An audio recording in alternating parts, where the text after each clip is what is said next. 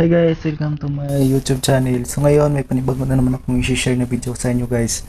So sa video ito guys, kung kayo po ba is nakaka-disturbo po yung mga ads na lumabas sa YouTube, tapos nanood kayo ng video sa YouTube, tapos nakaka-disturbo para sa inyo, gusto nyo manood na walang ads.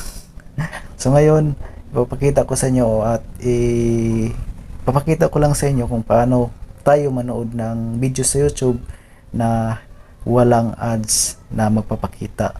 So kasi minsan nanood tayo ng video sa YouTube, tapos saka focus natin pagpanood ng video sa YouTube is may lumabas na ads, tapos nadidistract tayo, di ba? So ngayon guys, ipapakita ko sa inyo paano po manood ng video sa YouTube na walang ads na lumabas. Kahit sila Tulpo pa yan, Iba na Alawi, kahit sino guys, walang ads na lumabas. Kagaya nito guys, kagaya nito. Ayun, example ito guys, ito example, ito si Iba na Alawi. Tingnan natin.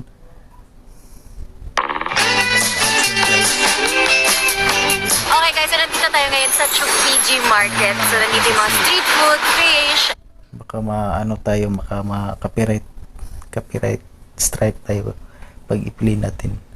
Ayun, example, Rapi Tulpo,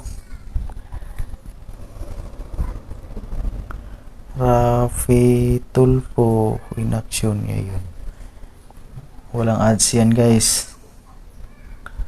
I-play natin.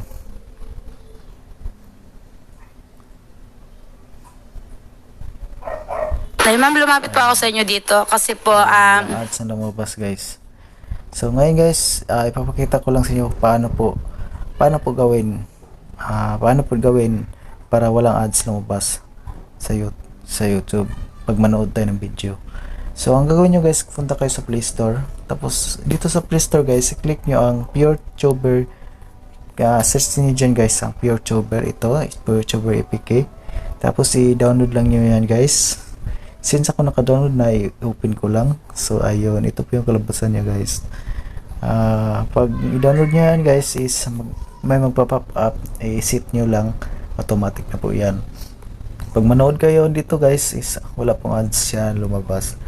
Ayun, yun lang po ang gawin. Yun lang po guys, paano pa tayo manood ng video sa YouTube na walang ads na lumabas. At dito lang po nagtatapos ng video guys, at thank you for watching.